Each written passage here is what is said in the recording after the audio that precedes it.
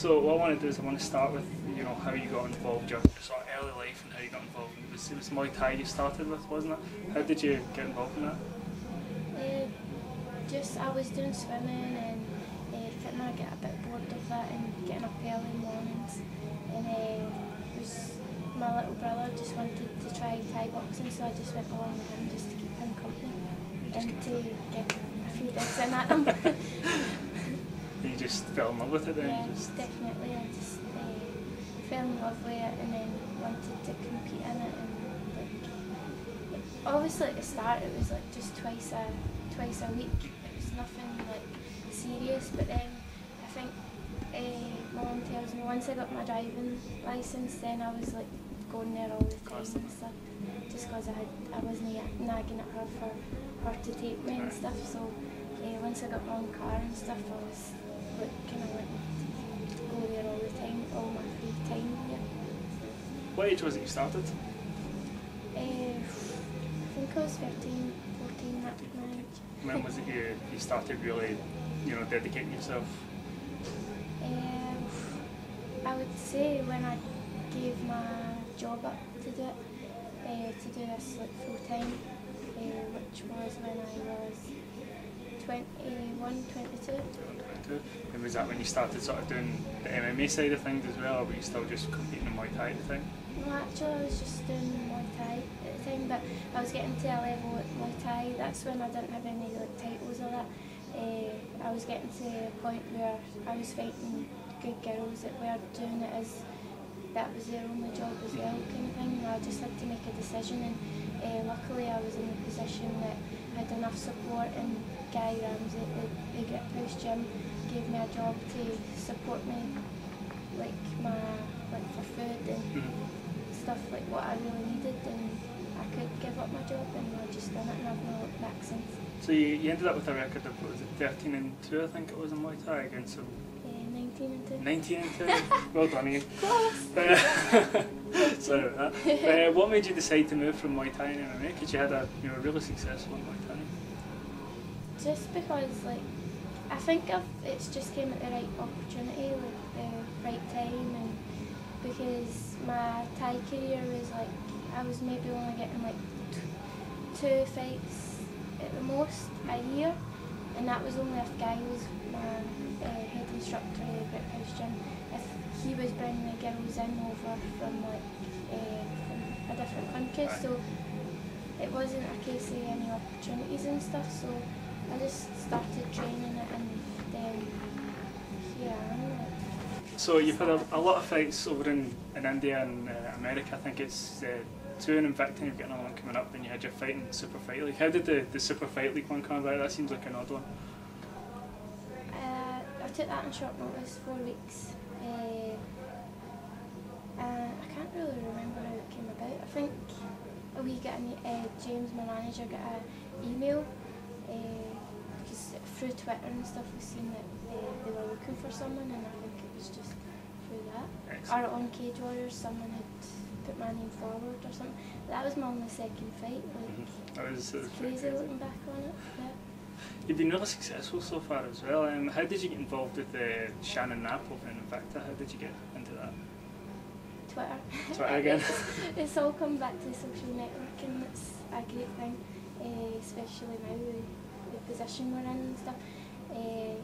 Shannon Knapp, someone tweeted Shannon Knapp, and then Shannon Knapp messaged me on Twitter asking if I was in a contract with SFL because she had watched my Super Fight League fight and that she liked what she seen, and then just from there, and then she said pass your details on to the matchmaker at Invicta, Janet Martin, so obviously I did straight away.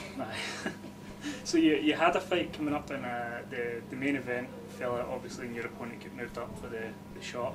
How did you feel about that? Is that a shot you think you should have got, or are you glad to have a bit more time to develop? Or?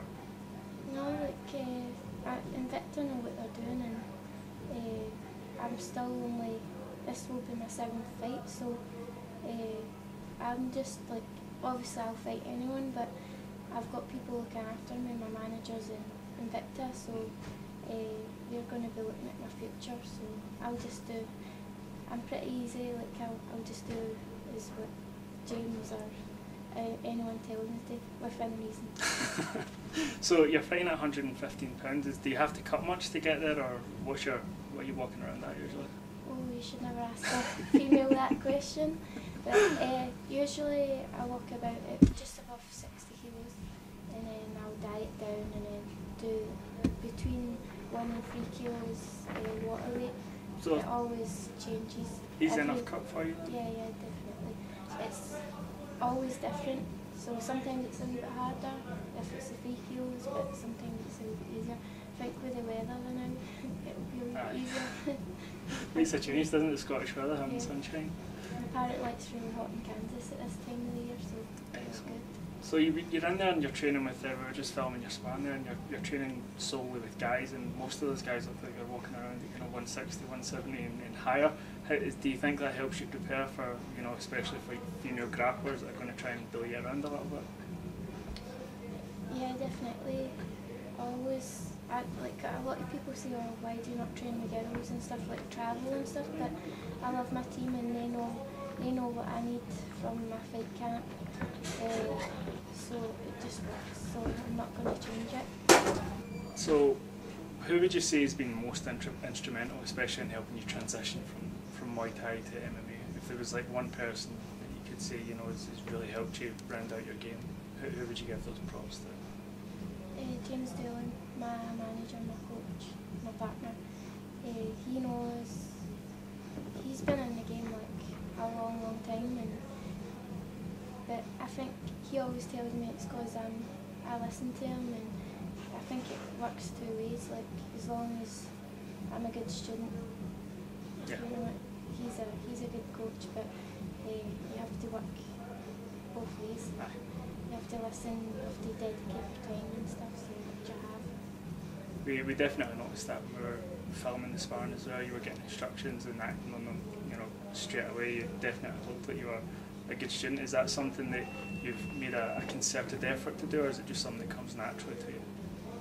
Yeah, like the amount of time that people put into my fight camp and into my fight, and this is my way of repaying them, and it's just respect really, because they're putting the time in for you. They're going out their way to help you to get to a high level and stuff. So it's amazing. So the best I can do is be the best person in the cage and win for them. Now, speaking of being in the cage, you've definitely got a higher level of striking than most of the female fighters out there. Is that something that you feel is an advantage, or do you think it's something of a disadvantage because they're so quick to try and take you down, knowing how dangerous you are on the feet? Could work both ways. Like they could be like, oh, I want to stand up and show that I can stand up as well, and I'll knock her out or that. So I'm just waiting to see what any of the girls, all the girls in Invicta, they're all similar but different. So I'm looking forward to fighting them all. Is there one fighter that you look at, even among the guys, and you look at the fighting style and you think, I'd quite like to emulate that, that's how I'd like to fight? No, because I kind of want to be my own fighter, like my own, but I do look at like guys and like Anderson Silva and stuff, and respect and see them and think, wow, but I'd like to be different from everyone else. That's actually the comparison I'd make. If you're watching the early Anderson Silva fights and watching yourself, just the combinations in the Muay Thai, it's actually really similar. I like how calm he is and stuff, so I think that's very important, especially in the situations we get in. Speaking of being calm, you're very softly spoken. I know this is something people talk about a lot, and it's almost jarring talking to you on Twitter, where you're very boisterous and outgoing, and then talking to you, in person, and you're very softly spoken. What do you think is a better reflection of who you feel you are? Do you think it's your sort of your personality on Twitter, or how you talk when people meet you, stuff like that? Both. Like if I know, like even people that I don't know, I like to have a laugh and stuff with them. But I don't know, like I think maybe it's like hanging about the gym all day and stuff. It's like I know where to draw the line. I would never be like the way the guys talk and stuff. Aye. Like I'm still kind of ladylike, which is the softly spoken side. So in the UFC just now has got a 135-pound division, but they don't have a flyweight 115-pound division where you fight. Is that something that you hope there will be in the future? Is that a goal for yours to fight in the UFC? Yeah, if they get the 115 girls in, then I want to be there. But I don't know, now Invicta's doing a great thing, and I'm just looking at the Invicta belt. That's my goal now. But obviously UFC would be nice for the team and for the other opportunities and stuff. But just wherever the fights are, that's where I want to be. With Invicta, do they handle all your travel expenses for your corner and stuff like that and bring you over, or does that end up costing you money having to go to fight? Invicta, they cover everything, including down to the hairdresser that does my hair. That's fantastic. Which is awesome. So, who's your favourite people to watch fight when you're watching mixed martial arts? Who do you like to watch? To be honest, I don't really watch MMA. Like, see if I kind of just, my team, like I concentrate on them if they've got fights coming up and stuff, and I like helping them train and then seeing them progress and stuff. But I don't like watching them fight. Like, I don't like going to shows or that. But if there's UFC, like James watches it all the time, but I don't really watch it. Not your thing. So the social media thing, is that something you've always done, or is it something you make a concerted effort to do, to further your fighting career, or do you just like hanging out on Twitter and stuff like that? Because I've got nothing better to do. No, I love like talking to people. Like, I love my job in here, like in the grip house. People, there's always new. I meet someone new every day, and that's kind of what it's like on Twitter. Like talking to people and hearing their stories and just talking shit, really. So what's your position at the grip house? What's your official title, I guess? Professional fighter. But like, I'm here during the day to show people around and give them information on the gym and the classes, tidy up, keep the boys in line. Got a massive stick for that. Definitely seems like you need it. Yeah.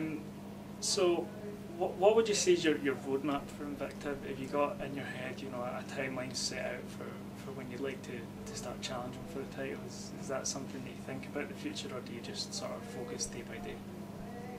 Day by day, fight by fight, and just like everything happens for a reason, I think. So just waiting to see what happens. Excellent. What I want to do for you is just give you a couple of minutes to shout out your sponsors, let people know where to find you on Twitter and stuff like that. My Twitter is at badmofo_JoJo. Facebook JoJo Calderwood. Like to thank my sponsors, Mal, who's just done my signature t-shirt. Game On, it's awesome. Sandy, Funky Gums that do my awesome funky gum shield. Everybody at the Grip House and Higher Level Martial Arts, Devil's Own, and SNS Nutrition. I hope I've not. Oh, Visual Effect, the main man, Danny Ray, Voodoo Ray, he's keeping my body in shape so I can do this. Fantastic.